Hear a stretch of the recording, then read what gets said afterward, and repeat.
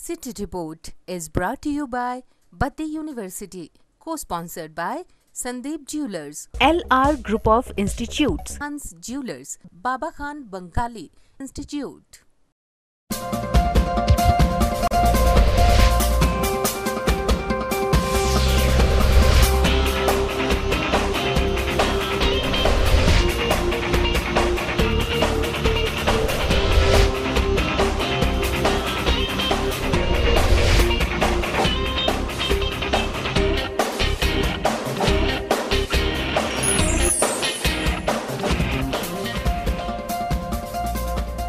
नमस्कार, city channel में आपका स्वागत है। सिटी रिपोर्ट के साथ मैं हूं राकेश शर्मा।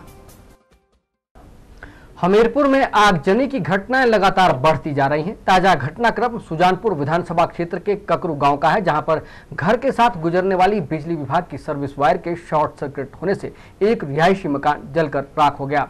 हालांकि इस घटना से कोई जानी नुकसान नहीं हुआ है, लेकिन लाखों की संपत्ति राख हो गई।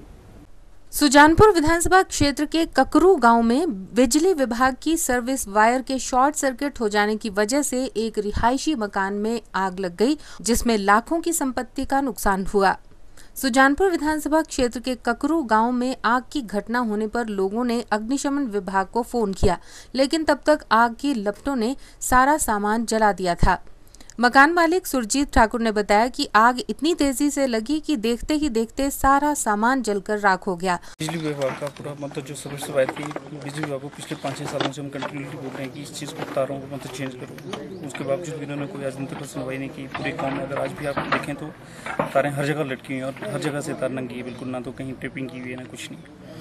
तो उस वजह से फिर मतलब शॉर्ट सर्किट हुआ था। तो तकरीबन 11 बजे आग इतनी भयंकर की थी, मतलब उसके ऊपर आग पर काबू पाना बड़ा मुश्किल था। मौके पर पहुंचे नायब तहसीलदार ने 5,000 रुपए फौरी राहत प्रदान की है। घटना की जानकारी मिलने के बाद सुजानपुर विधानसभा क्षेत्र के विधायक नरेंद्र ठाकुर ने भी घटनास्थल का दौरा किया और पीड़ित परिवारों को सांत्वना दी। अचानक यह शॉर्ट सर्किट की वजह से रात को आग लगी। मुझे जैसे सुबह पता लगा तो मैं यहाँ मौके पर आया तो कुछ भी नहीं बचा हुआ, सब कुछ जल गया इनका। इवन पानी पीने के लिए बर्तन भी अभी बाजार से मंगवाए गए इनके। हमारी कोशिश रहेगी कि जो भी सरकार की तरफ से वो हमारी तरफ से जितनी भी इनकी सहायता फाइनेंशियली तौर पे और अन्य किसी रूप में करनी पड़ेगी, हम करेंगे। सिटी चैनल के लिए हमीरपुर से अरविंदर सिंह की रिपोर्ट। हमीरपुर जिला के स्कूलों में स्काउट एंड गाइड की गतिविधियों को और बढ़ावा देने के लिए सीनियर सेकेंडरी बाल स्कूल हमीरपुर में प्रिंसिपलों और मुख्य अध्यापकों की बैठक का आयोजन किया गया। इस मौके पर स्काउट एंड गाइड की सारी गतिविधियों की जानकारी दी गई, ताकि वो बच्चों को स्काउट एंड गाइड से जोड़कर राष्ट्र के निर्माण में अहम भूमिका निभा सके।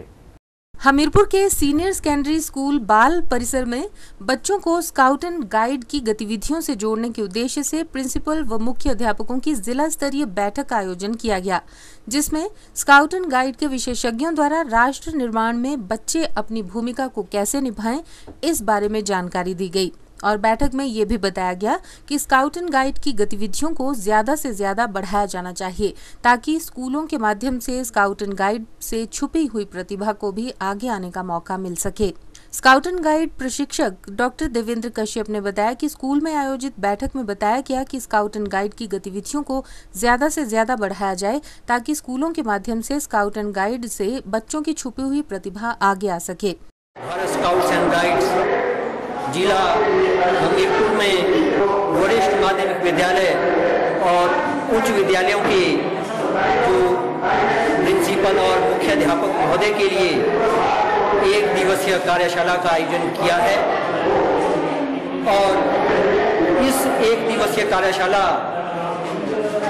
के गठन का एकमात्र उद्देश्य ये है कि किस प्रकार से स्काउट्स एंड गाइड्स की गतिविधियां हिमाचल प्रदेश के विभिन्न शिक्षण संस्थानों में संचालित की जाए, किस प्रकार से जो विभिन्न विद्यालयों में अध्ययनरत विद्यार्थी हैं उनका पढ़ाई के साथ साथ उनके पास जो खाली समय है उसका युवा शक्ति का किस प्रकार से समाज सेवा में मानवता के कल्याण के लिए किस प्रकार से उसका दोहन किया जाए और किस प्रकार से हर विद्यालय स्काउटिंग और गाइडिंग की गतिविधियों से जुड़े।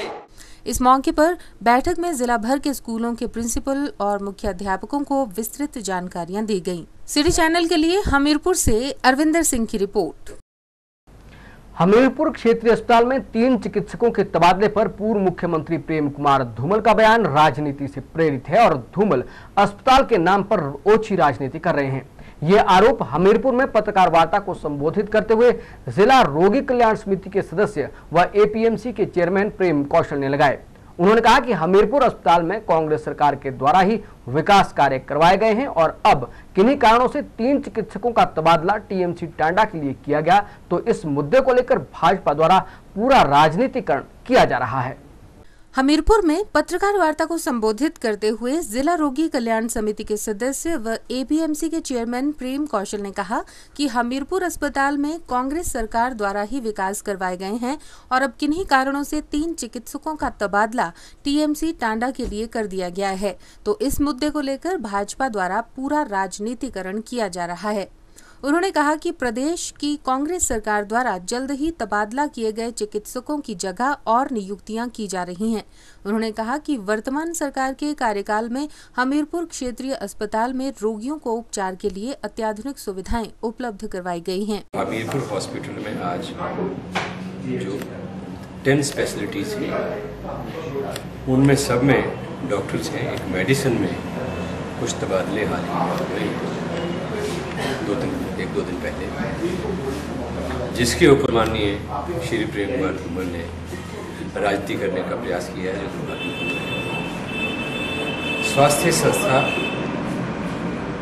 के साथ जनता का दुख, दर्द और संवेदनाएं जुड़ी होती हैं और हिमाचल प्रदेश एक वेलफेयर स्टेट है और वीरभद्र सिंह के नेतृत्व वाली कांग्रेस सरकारों ने हमेशा हिमाचल प्रदेश के अंदर स्वास्थ्य सेवाओं के विस्तार, स्वास्थ्य सुविधाओं की उपलब्धता के ऊपर विशेष ध्यान रखा है और आज हिमाचल प्रदेश पूरे राष्ट्र में स्वास्थ्य सेवाओं के दृष्टिगत अग्रणी राज्य बनकर उभरा है। सिटी चैनल के लिए हमीरपुर से अरविंदर सिंह की रिपोर्ट। जिला चंबा में महिला उत्पीड़न के खिलाफ चंबा के जागौरी ग्रामीण हिम्मत संगठन द्वारा महिलाओं की आवाज बुलंद की जा रही है।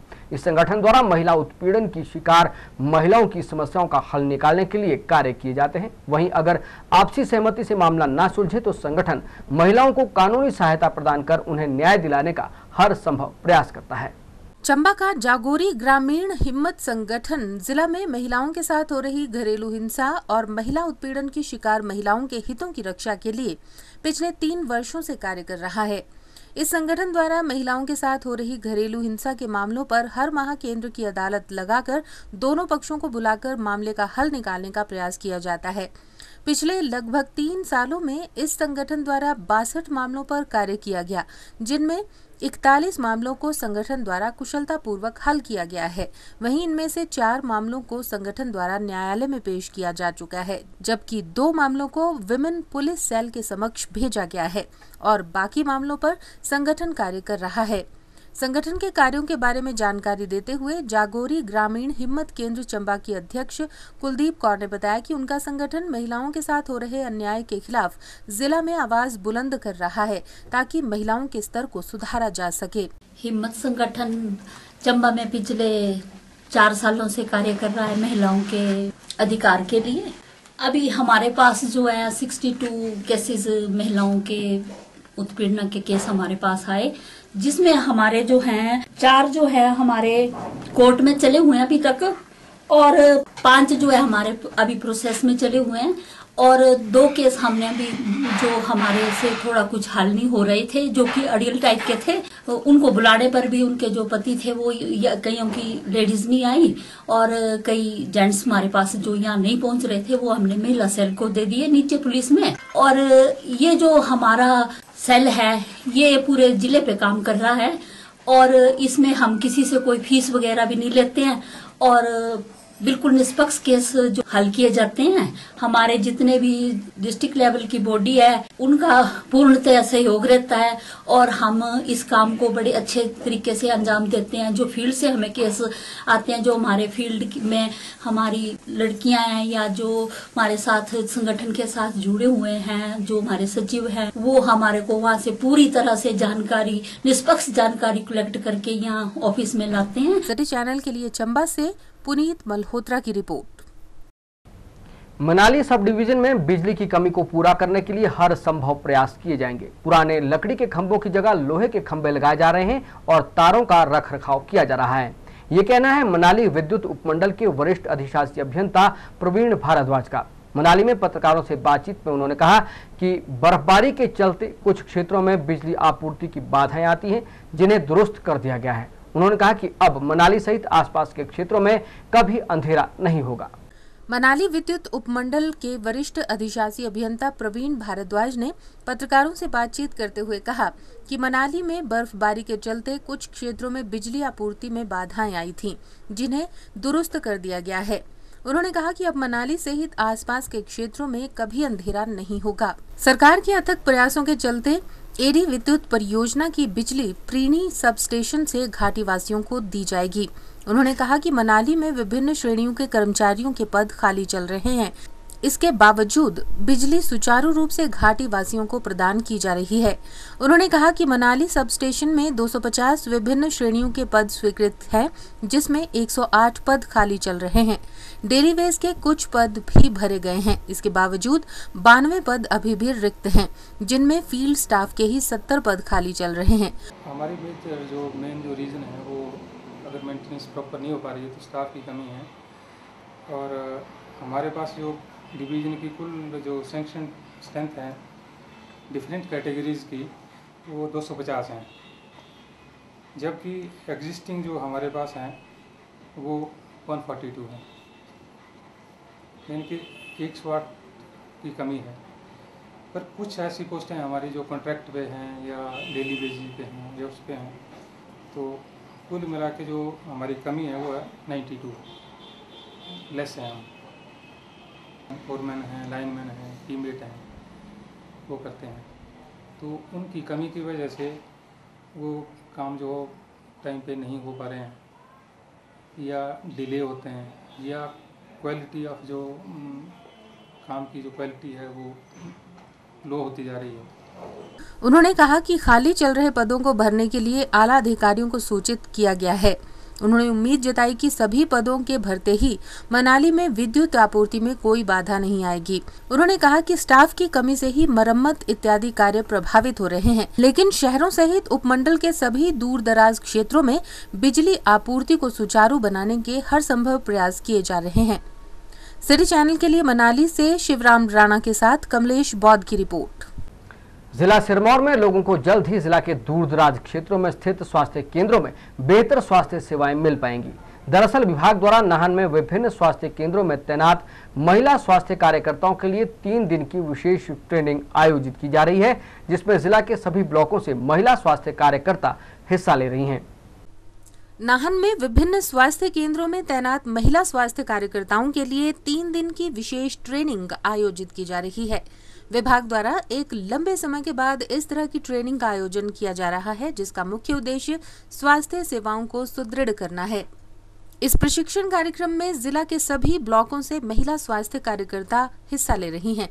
मुख्य चिकित्सा अधिकारी डॉक्टर हरमोहिंदर सिंह ने बताया कि इन स्वास्थ्य कार्यकर्ताओं को हर तरह से प्रशिक्षित किया जा रहा है, ताकि किसी बड़ी घटना की स्थिति में भी ये भूमिका निभा सकें। जो 3 दिन की ट्रेनिंग है ये हम दे रहे हैं अपने स्टाफ नर्सिस को और मल्टीपर्पज़ वर्कर्स को, लेडीज़ को, ताकि इससे हमारा मकसद ये है कि जो आपके पेरिफेरीज में हैं इंस्टीट्यूशंस, चाहे वो हॉस्पिटल हैं, पीएससीज है, चाहे सब सेंटर्स हैं, वहाँ पे भी जो हमारे वर्कर हैं या हमारी स्टाफ नर्सिस हैं उनको ब्लड प्रेशर लेना आता हो, उनको खून चेक करने के लिए हीमोग्लोबिन चेक करना आता हो, उनको अपनी कॉपर टी लगानी आती हो, और वो भी अच्छे ढंग से, ताकि उसका लोगों को फ़ायदा हो सके। सिटी चैनल के लिए नाहन से सतीश शर्मा की रिपोर्ट। कांगड़ा चंबा के सांसद शांता कुमार लोकसभा चुनाव में मिली जीत के बाद मतदाताओं और कार्यकर्ताओं का आभार जताने के लिए चंबा जिला पहुंचे। अपने 2 दिवसीय दौरे के दौरान उन्होंने जिला के देवी देहरा और कोटी इलाके में भाजपा कार्यकर्ताओं के साथ बैठकें की और समर्थन देने के लिए उनका आभार जताया। कार्यकर्ताओं ने ढोल नगाड़ों के साथ शांता कुमार का अभिनंदन किया। इस मौके पर उनके साथ डलहौजी की पूर्व विधायक रेणु चड्ढा, जिला भाजपा अध्यक्ष DS ठाकुर सहित अन्य नेता व कार्यकर्ता मौजूद थे। कांगड़ा चंबा के सांसद शांता कुमार लोकसभा चुनावों में मिली अप्रत्याशित जीत के बाद मतदाताओं और कार्यकर्ताओं का आभार जताने के लिए अपने चंबा दौरे पर पहुंचे। अपने संबोधन में सांसद शांता कुमार ने कहा कि हिमाचल सरकार के साथ तालमेल बिठाकर जन कल्याणकारी योजनाएं बनाई जाएंगी और केंद्र से उन्हें लागू करवाकर जनमानस को लाभान्वित किया जाएगा। उन्होंने कहा कि चुनावों के दौरान एक दूसरे पर छींटाकशी का दौर अब थम चुका है और अब कड़वाहट खत्म होनी चाहिए और आम जनता के हितों को ध्यान में रखकर ही राजनीति की जानी चाहिए। जितना अधिक समर्थन हमको दिया उसकी उम्मीद, इतने अधिक समर्थन की उम्मीद किसी को नहीं। ये चमत्कारी चुनाव हुआ। हारने वालों को ये नहीं पता था कि इतने ज्यादा हार जाएंगे और जीतने वालों को ये नहीं पता था कि इतने ज्यादा जीत जाए। ये लोकतंत्र की जीत है, ये भारत की जनता की जीत है और उस जीत को अंतिम चरण में पहुंचाने में भारतीय जनता पार्टी का मदद। मैं आप सब कार्यकर्ताओं का बहुत बहुत धन्यवाद करता हूं।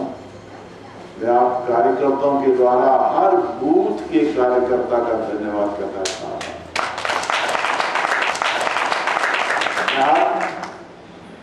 मतदाता का धन्यवाद करना चाहता हूं। मैं चाहूंगा अपने अपने पोलिंग बूथ पर घूमते फिरते आप लोगों को भी कहिए कि आपने सहयोग दिया, हम आपका धन्यवाद करते हैं। सिटी चैनल के लिए डलहौजी से बॉबी सिंह की रिपोर्ट।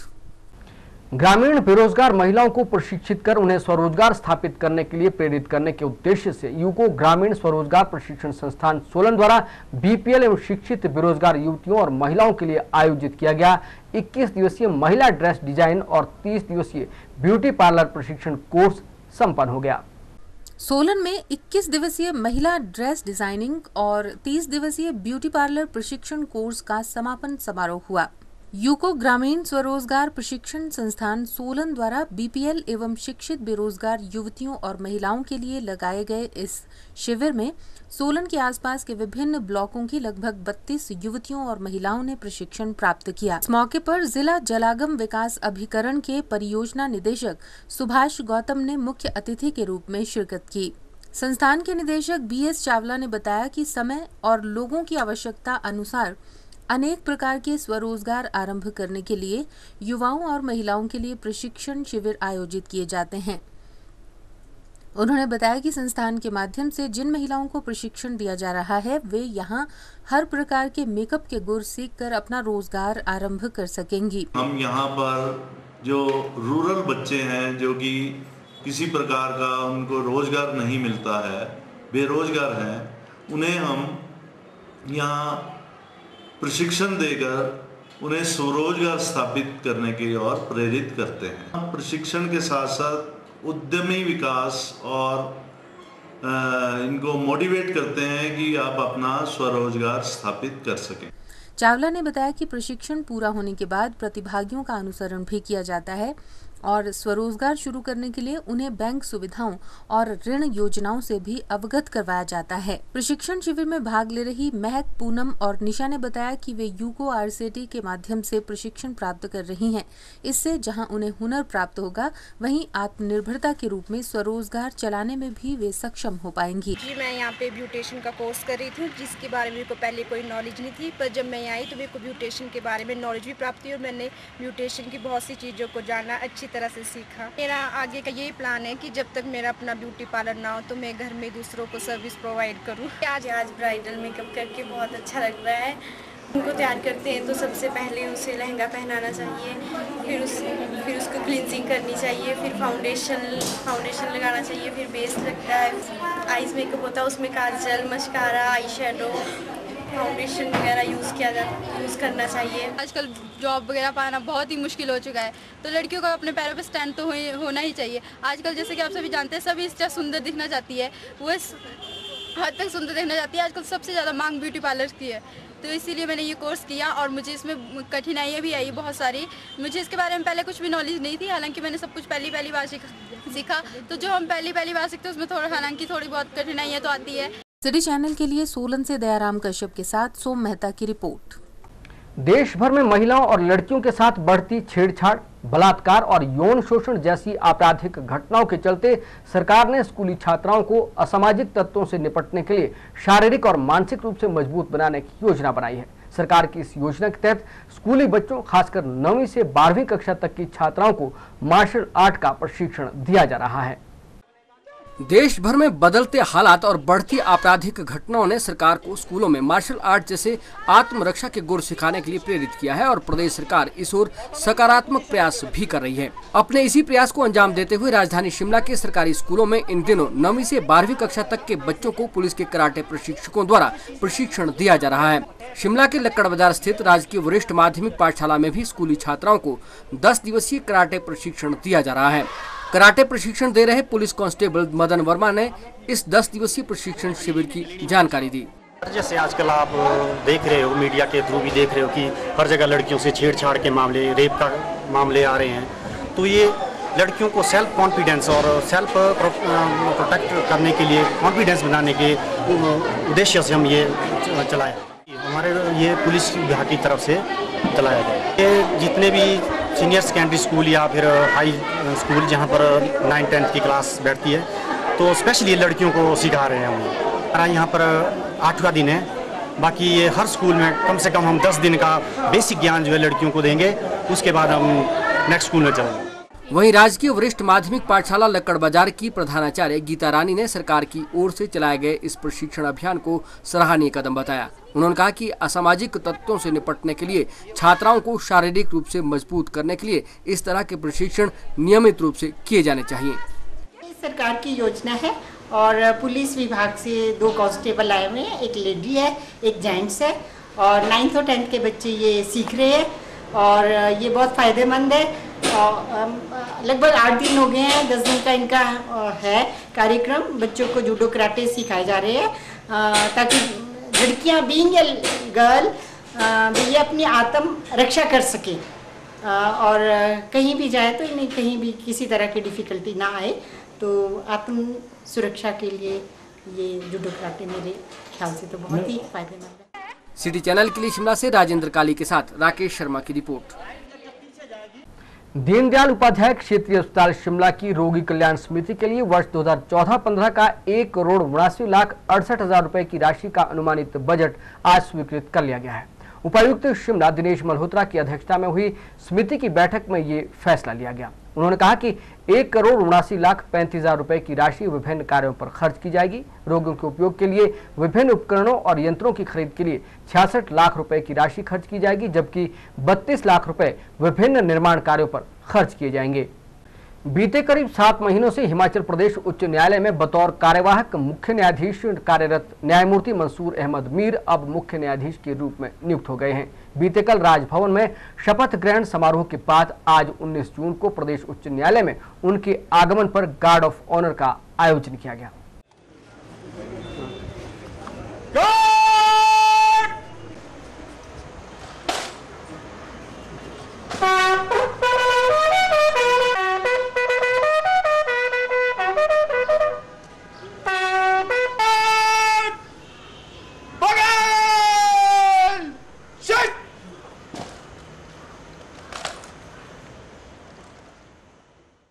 हिमाचल प्रदेश उच्च न्यायालय के 22वें मुख्य न्यायाधीश मंसूर अहमद मीर के सम्मान में हाईकोर्ट में फुल कोर्ट वेलकम एड्रेस का आयोजन किया गया। उन्होंने कल राजभवन में उच्च न्यायालय के मुख्य न्यायाधीश के रूप में शपथ ग्रहण की थी। इससे पहले वे 27 नवंबर 2013 से उच्च न्यायालय के कार्यवाहक मुख्य न्यायाधीश के रूप में कार्य कर रहे थे। रजिस्ट्रार जनरल CB बरोवालिया ने कार्यक्रम का संचालन किया। इस मौके पर बोलते हुए मुख्य न्यायाधीश ने कहा कि न्यायपालिका की शक्ति जनता के विश्वास में निहित है, जिसका आधार बेंच व बार के मध्य अच्छे संबंधों तथा उनके द्वारा ईमानदारी व पूरे परिश्रम से अपने अपने कर्तव्यों के निर्वहन में है। उन्होंने कहा कि उनके द्वारा किया गया कोई भी गलत कार्य अथवा गलत आचरण न केवल जनता के विश्वास को क्षति पहुंचा सकता है, बल्कि न्याय प्रणाली को भी अत्यधिक हानि पहुंचा सकता है। इसलिए बेंच व बार को चाहिए कि वे ऐसा कोई कार्य न करें जिससे जनता के विश्वास को क्षति हो। उन्होंने कार्यवाहक मुख्य न्यायाधीश के रूप में अपने कार्यकाल के दौरान बेंच व बार द्वारा दिए गए स्नेह और सहयोग के लिए भी धन्यवाद किया। इस मौके का मुझे इंतजार था 1 मार्च 2013 से। खुदा की मेहरबानी से, खुदा के चाहने से अल्टीमेटली में नहीं पाया ये 18 जून 2014 को। ये खुदा की बहुत बड़ी नेमत है और रहमत है मुझ पर, जो खुदा ने मुझे अता की। इंशाअल्लाह मैं ये कोशिश करूँगा कि पूरे फ़राइज़ निभाने का और इस हिमाचल प्रदेश के आवाम की, लिटिगेटों की हर तरह इजाला करूँगा। और ये मेरी कोशिश होगी कि यहाँ के 2 इलाके के बच्चे या बूढ़े जो हमारे अदालतों में अपने मकासद के लिए, अपने हुकूक के लिए आते हैं, मैं अंततः कोशिश करूँगा कि उनका जल्द जल्द इजाला हो जाए। और जिस तरीके से मैंने Jammu and Kashmir high court में काम किया है, उसी पैटर्न पर, उसी तरीक़ेकार पर और उसे बढ़िया इंशाल्लाह यहाँ करूँगा। और मैं हर हिमाचल प्रदेश के तमाम बाशिंदों को, सिटीजनों को वादा करता हूँ कि मैं आपके लिए यहाँ आया हूँ, खुदा ने मुझे भेजा है। मैं हर तरह कोशिश करूँगा कि उनका हक महफूज रहे और उनको जो हुकूक छीने गई उनको वापस मिले। और इंशाल्लाह इस हाई कोर्ट को मैं बढ़िया बनाने की कोशिश करूँगा इंशाल्लाह।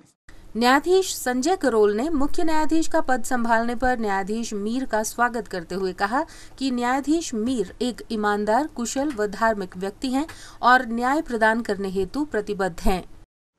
It is quite heartening on behalf of my colleagues, staff and officers of this court and the subordinate judiciary, as also on my behalf, congratulate and welcome you, members of your family and guests. In today's august gathering, I find very many more guests of Honorable the Chief Justice who, for reasons I am sure beyond their control, could not attend the earlier ceremony. I also find fresh entrants of the bar present here. Hence, without being repetitive, I may in brief refer to His Lordship's rights back. इस मौके पर महाधिवक्ता व bar council के chairman Shravan Dogra, HP high court bar association के प्रधान अश्विनी पाठक व additional solicitor general of India Sandeep Sharma ने भी अपने संबोधनों द्वारा मुख्य न्यायाधीश का स्वागत किया। इस मौके पर अनेक गणमान्य व्यक्ति, अधिवक्ता और स्टाफ के सदस्यों ने भी कार्यक्रम में शिरकत की। सिटी चैनल के लिए शिमला से राजेंद्र काली के साथ राकेश शर्मा की रिपोर्ट। भारतीय जीवन बीमा निगम लोगों को आर्थिक व सामाजिक सुरक्षा प्रदान करने के साथ साथ समाज सेवा के क्षेत्र में भी महत्वपूर्ण भूमिका निभा रही है।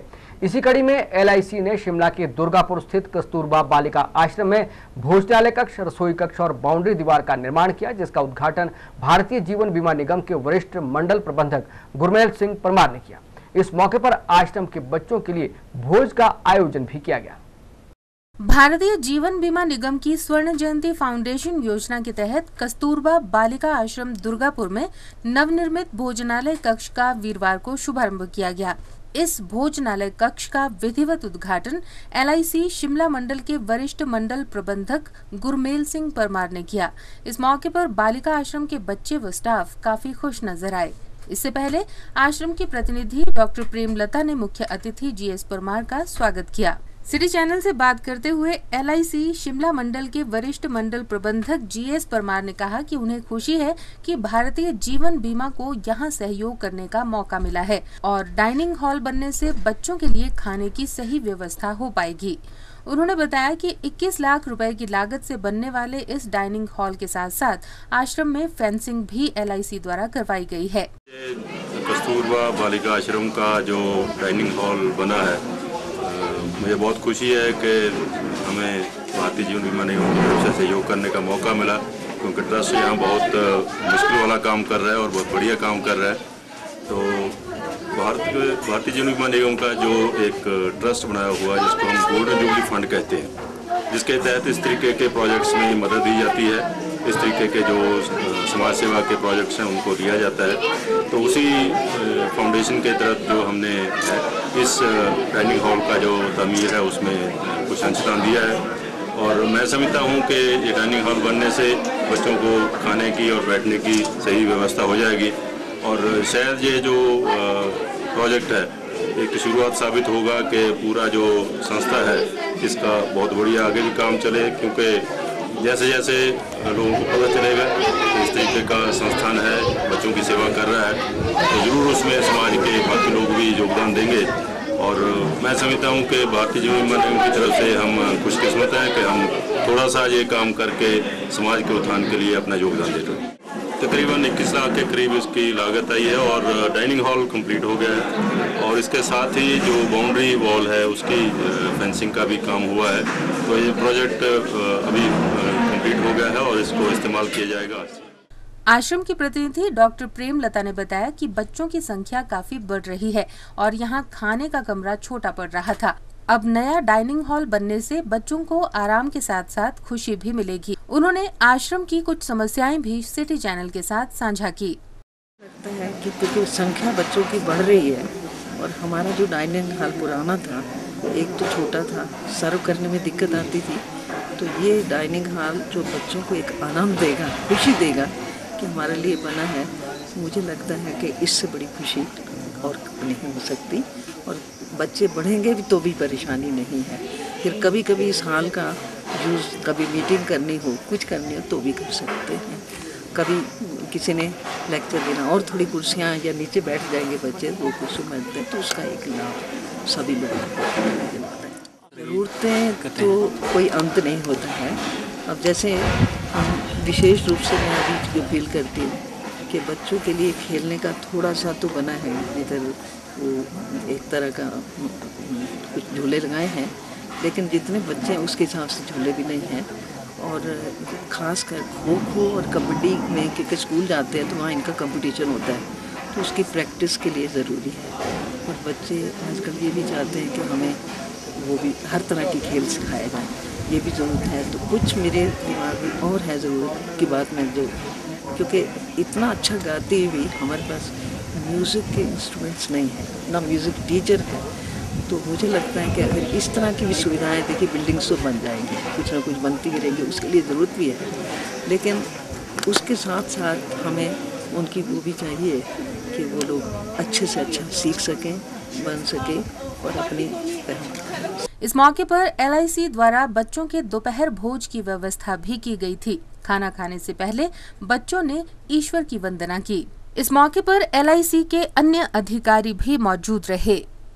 सिटी चैनल के लिए शिमला से विक्रम कुमार के साथ सीमा आरजू की रिपोर्ट। कांग्रेस पार्टी के राष्ट्रीय उपाध्यक्ष राहुल गांधी के जन्मदिवस के उपलक्ष्य पर युवा कांग्रेस के प्रदेशाध्यक्ष विक्रमादित्य सिंह ने शिमला के मशोबरा स्थित बालिका आश्रम और नारी निकेतन में मिठाइयां और फल वितरित किए। इस मौके पर उन्होंने कहा कि प्रदेश सरकार सभी अनाथ आश्रमों में और वृद्धाश्रमों के बेहतरीन रखरखाव के लिए वचनबद्ध है। उन्होंने आश्रम में रह रही बालिकाओं और महिलाओं को शुभकामनाएं दी। इस दौरान उन्होंने आश्रम के स्टाफ की शिकायतों को ध्यानपूर्वक सुना और उन्हें मुख्यमंत्री के माध्यम से जल्द सुलझाने का आश्वासन भी दिया। राष्ट्रीय युवा कांग्रेस के उपाध्यक्ष राहुल गांधी के जन्मदिवस के मौके पर राज्य युवा कांग्रेस अध्यक्ष विक्रमादित्य सिंह ने मशोबरा स्थित बालिका आश्रम के बच्चों व नारी निकेतन में रह रही महिलाओं को फल और मिठाइयां वितरित किए। मौके पर विक्रमादित्य सिंह ने कहा कि उन्हें इन सबके बीच में उपस्थित रहकर काफी प्रसन्नता महसूस हो रही है। उन्होंने कहा कि राज्य सरकार प्रदेश में स्थित ऐसे सभी आश्रमों के रखरखाव के लिए कृत संकल्प है और इस दिशा में अनेक पग उठाए जा रहे हैं। उन्होंने कहा कि ऐसे सभी आश्रमों में पर्याप्त सुविधाएं और स्टाफ उपलब्ध करवाने के लिए वे स्वयं प्रदेश के मुख्यमंत्री वीरभद्र सिंह से आग्रह करेंगे। आश्रम में कार्यरत स्टाफ की समस्याओं को भी उन्होंने सुना और इनके समाधान के लिए उन्हें आश्वस्त किया। इससे पूर्व जिला कार्यक्रम अधिकारी आरपी चौहान ने विक्रमादित्य सिंह का स्वागत किया। उन्होंने बताया कि आश्रम में 66 बच्चों तथा नारी निकेतन में 35 महिलाओं को यहां आश्रय दिया गया है। सिटी चैनल के लिए शिमला से अनीश चौहान के साथ राकेश शर्मा की रिपोर्ट। सोलन में मां शूलिनी मेले की तैयारियों को लेकर सभी प्रकार के प्रबंध पूरे कर लिए गए हैं और सुरक्षा की दृष्टि से पुलिस ने शहर को 5 जोनों में बांटा है। प्रत्येक जोन में पुलिस अधिकारी को सुरक्षा की कमान सौंपी गई है। ये जानकारी पुलिस अधीक्षक डॉक्टर रमेश छाजटा ने दी। सोलन के ऐतिहासिक शूलिनी मेले की तैयारियों के लिए सभी प्रकार के प्रबंध कर लिए गए हैं। पुलिस अधीक्षक डॉक्टर रमेश छाजटा ने बताया कि सुरक्षा व्यवस्था को लेकर शहर के चप्पे चप्पे पर लोगों की सुरक्षा के लिए रात 12 बजे से मेले के तीनों दिन पुलिस होमगार्ड की गश्त रहेगी, ताकि लोग अपने घरों को सांस्कृतिक संध्या के बाद घर जाने के लिए सुरक्षित महसूस कर सकें। उन्होंने कहा कि इस वर्ष पुलिस और होमगार्ड के अतिरिक्त एनसीसी और एनएसएस के 200 वॉलंटियर्स को भी सुरक्षा व्यवस्था में तैनात किया गया है, जो पुलिस की मदद करेंगे। सोलन वासियों को शूलिनी मेले की बहुत बहुत शुभकामनाएं देता हूं। इस वर्ष भी हमने ट्रैफिक को सुचारू रूप से चलाने के लिए हैवी व्हीकल्स को हॉस्पिटल रोड चौक और स्क्रून चौक से जो है रोक दिया है। जो भी सिरमौर साइड से बसेज आएगी वो सभी जो है हॉस्पिटल रोड चौक से वापस चले जाएगी और इसी तरह बाकी जगहों से आने वाली बसें जो है वो स्क्रून चौक से मोड़ दी जाएगी। इसके अलावा हमने ट्रैफिक के संचालन के लिए एक इंडिपेंडेंट सेक्टर बनाया है, जिसको जो है एक गेजेटेड ऑफिसर देखेंगे और मेले के स्थान को भी अलग से 2 गेजेटेड ऑफिसर्स देखेंगे। डोली के लिए जो है 2 गेजेटेड ऑफिसर, एक जो है 2 बजे से लेके 8 बजे तक और दूसरे 8 से 12 बजे तक तैनात किए गए हैं। कुल मिला के 300 पुलिस और होमगार्ड कर्मी और इसके अलावा एनसीसी और एनएसएस के लगभग 150 वॉलंटियर जो है पुलिस की सहायता करेंगे। पिछली बारी भी जनता से अनुरोध किया था, क्योंकि इवन पैदल चलने वाले लोगों की इतनी ज़्यादा तादाद हो जाती है कि उससे काफ़ी दिक्कत होती है। तो इस बारी भी हमने जो है जो ठोडो ग्राउंड में प्रवेश है, वो जो कोटा नाला की तरफ से जो मुख्य सड़क है वहाँ से हमने प्रवेश द्वार दिया है और एग्जिट जो है वहाँ से हमने बंद किया है। एग्जिट के लिए जो म्युनिसिपल कॉरपोरेशन की जो सीढ़ियाँ हैं जहाँ से उनकी पार्किंग है, सीढ़ियों को चढ़ के जो है म्युनिसिपल कॉरपोरेशन की सड़क से लोग बाहर आएंगे। तो मैं उम्मीद करता हूँ कि लोग इसमें सहयोग करेंगे। इसके अलावा मैं आपके चैनल के माध्यम से सभी लोगों से एक अपील करना चाहूँगा कि आप सब मेले का आनंद लेने के लिए अगर हो सके तो पैदल आएँ। सभी लोगों की थोड़ी जो है वॉक भी हो जाएगी, क्योंकि शहर के अंदर ट्रैफिक इतना ज़्यादा है कि यदि आप गाड़ियों को लेके मेले देखने आएंगे तो ना तो आप मेला देख पाएंगे और ना ही कहीं आपको उचित पार्किंग की जगह मिल पाएगी। तो इसलिए मैं सभी से ये निवेदन करता हूँ कि गाड़ियों को केवल ज़रूरत के हिसाब से ही निकालें, बाकी ज़्यादा से ज़्यादा जितने भी जो है स्थानीय शहरी है वो पैदल चलें और मेले का आनंद लें। सिटी चैनल के लिए सोलन से दयाराम कश्यप के साथ सोम मेहता की रिपोर्ट। प्रदेश के कलाकारों को एक मंच प्रदान करने के लिए सिडार फिल्म्स प्राइवेट लिमिटेड बेहतरीन भूमिका निभा रहा है। इसी के मद्देनजर सिडार फिल्म्स प्राइवेट लिमिटेड द्वारा संगम सुर संगीत का सीजन 2 के लिए प्रदेश भर में ऑडिशन लिए गए और चयनित 155 गायकों के लिए शिमला में पियानो राउंड का आयोजन किया गया। इससे चयनित किए गए प्रतिभागियों को फाइनल मुकाबले के लिए चुना जाएगा, जो 27 और 28 जून को हिमाचल प्रदेश विश्वविद्यालय सभागार में आयोजित होगा। सिडार फिल्म्स प्राइवेट लिमिटेड द्वारा प्रदेश के युवा गायक कलाकारों को एक बेहतरीन मंच प्रदान करने के लिए संगम सुर संगीत का गायन प्रतियोगिता का आयोजन किया जाता है, जिसके सीजन 2 के ऑडिशंस प्रदेश के 14 शहरों में लिए गए। इन ऑडिशंस में एक से बढ़कर एक प्रतिभाशाली गायक उभर कर सामने आए और 155 गायकों को पियानो राउंड के लिए सिलेक्ट किया गया। शिमला के कालीबाड़ी हॉल में संगम सुर संगीत का गायन प्रतियोगिता के पियानो राउंड में इन 155 प्रतिभागियों की गायन प्रतिभा को परखा जा रहा है। 18 जून से 20 जून तक आयोजित इस ऑडिशन में से फाइनल मुकाबलों के लिए प्रतिभागियों का चयन किया जाएगा और ग्रैंड फिनाले का आयोजन 27 व 28 जून को हिमाचल प्रदेश विश्वविद्यालय के सभागार में होगा। पियानो राउंड में जज की भूमिका गोपाल शर्मा और कार्तिक शर्मा ने निभाई और प्रतिभागियों ने अपनी प्रतिभा का बखूबी प्रदर्शन किया और एक से एक गाने गाकर जजों को प्रभावित करने की कोशिश की।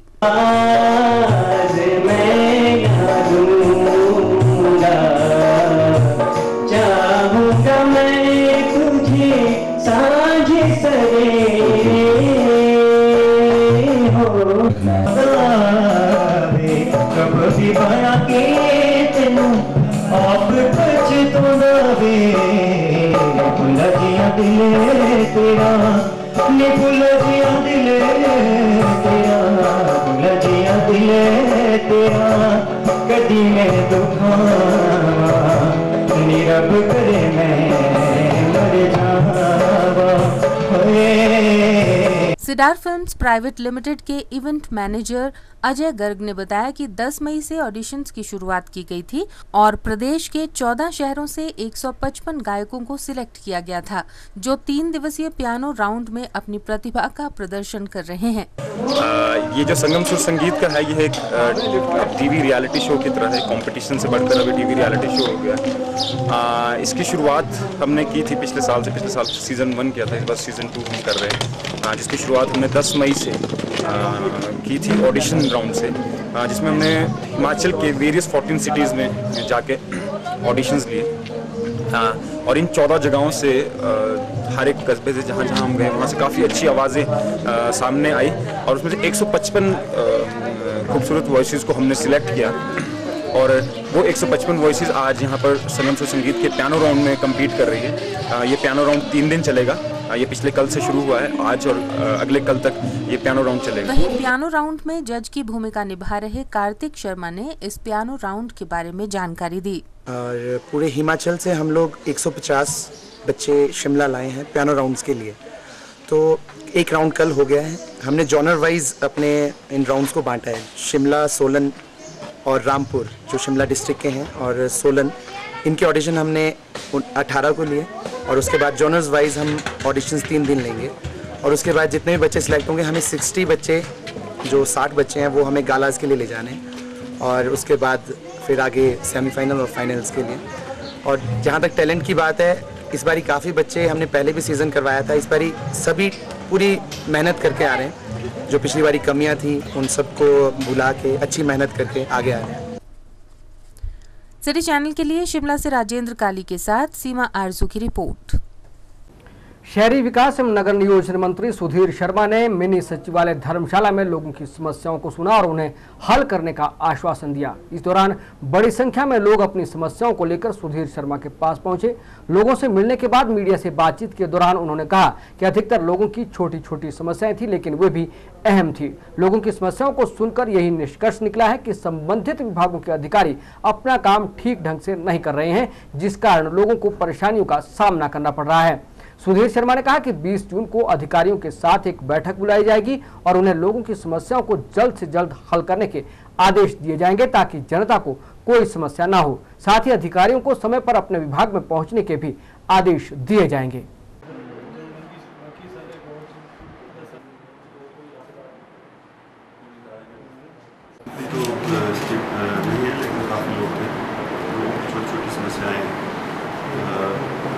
विकासखंड है उससे संबंधित है और जिला स्तरीय है ज़्यादातर।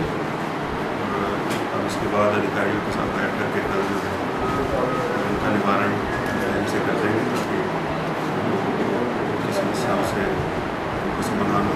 ज़्यादातर समस्याएँ इसलिए भी हैं और इसलिए भीड़ बढ़ जाती है क्योंकि जो अधिकारी हैं उनकी तरफ से कमी है।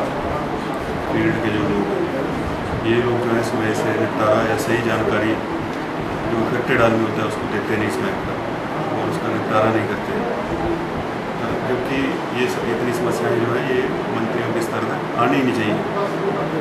जो प्रशासन है इसको अपने स्तर पर इनका निवारण जरूर करना चाहिए।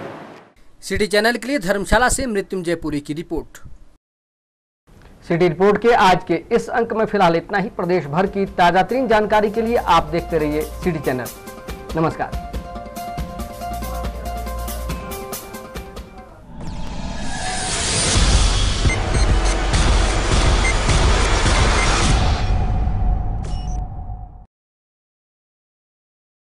City Report was brought to you by Badi University, co-sponsored by Sandeep Jewelers, Our group of institutes, Hans Jewelers, Baba Khan Bankali Institute.